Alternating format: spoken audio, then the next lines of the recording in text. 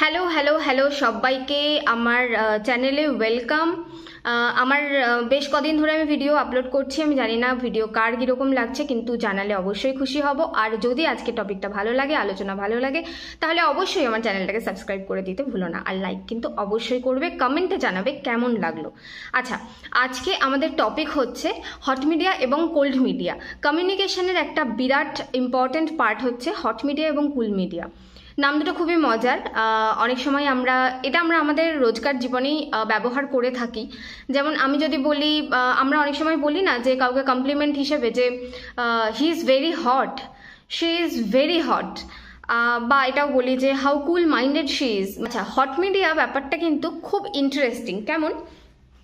Hot media হচ্ছে সেই সব মিডিয়া যেই মিডিয়াগুলো ইজিলি অ্যাক্সেসেবল, কিন্তু সেখানে ওয়ান ওয়ে কমিউনিকেশন হয় এবং সেখানে ইন্টারাকশন পাবলিকের খুব কম হয়।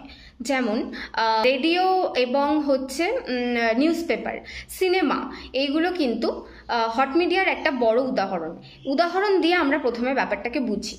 ঠিক আছে, হট মিডিয়া হলো সেই সব মিডিয়া যেই মিডিয়াটাতে কমিউনিকেশন সবসময় ওয়ান ওয়ে হবে, মানে সেন্ডার শুধুমাত্র রিসিভারকে মেসেজ পাঠাবে, কিন্তু ফিডব্যাক সেখানে কোনোভাবেই ট্রান্সফার হবে না।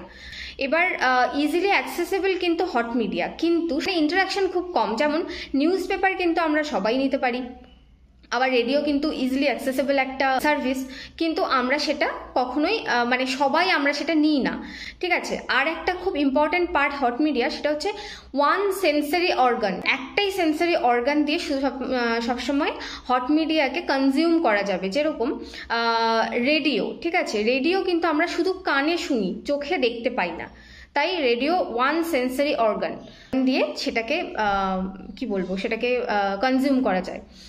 মার্শাল ম্যাকলুহান প্রথম হট মিডিয়া এবং কুল মিডিয়ার কনসেপ্টটা দিয়েছিলেন। হট মিডিয়ার কিন্তু আরও একটা বৈশিষ্ট্য এটাই যে ইনফরমেশন সেখানে প্রচুর থাকবে, কিন্তু অ্যাক্সেস লোকে কম করবে, অ্যাক্সেসিবিলিটি অনেক কম হবে। কুল মিডিয়া কি? কুল মিডিয়া হচ্ছে সেই সব মিডিয়া যেই মিডিয়াগুলোতে ওয়ে কমিউনিকেশন হবে এবং সেখানকার কনজিউম করার ব্যাপারটা কিন্তু অনেকটা বেশি থাকবে। যেমন টেলিফোনিক কনভারসেশন কি টু ওয়ে কমিউনিকেশন, দুটো সেন্সারি অর্গান সেখানে কাজ করবে। টেলিফোনে যখন আমরা কথা বলবো তখন আমরা মুখ দিয়ে কথা বলবো এবং কান দিয়ে শুনবো, কাজেই দুটো সেন্সারি অর্গান আমাদের কিন্তু কাজ করবে। সেক্ষেত্রে ইনফরমেশন থাকে প্রচুর বেশি, কারণ টেলিফোনে আমরা প্রচুর কথা বলতে পারি, প্রচুর ইনফরমেশন আদান প্রদান হতে পারে।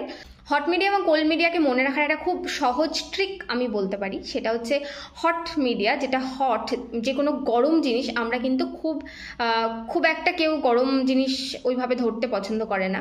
ঠিক আছে, মানে ছ্যাঁকা খাওয়ার একটা চান্সেস থেকে যায়।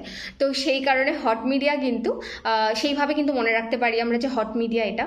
আচ্ছা, আর কোল্ড মিডিয়া বা কুল মিডিয়া হচ্ছে সেই জিনিসটা যেটা আমরা খুব ইজিলি, যেটা অ্যাক্সেসিবল এবং যেটার প্রতি আমরা ধাবিত হই। বলে না যে একটা জিনিসের প্রতি মানুষ ধাবিত হয়।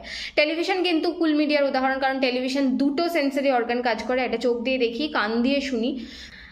আজকে আমার ক্লাসটা কেমন লাগলো অবশ্যই জানাবে। পরেও কারো ফার্দার কোনো কোয়েশ্চেন থাকলে অবশ্যই কমেন্ট বক্সে জানিও। আর আজকের আলোচনা ভালো লাগলে চ্যানেলটা সাবস্ক্রাইব করে দিও, পাশে থেকে।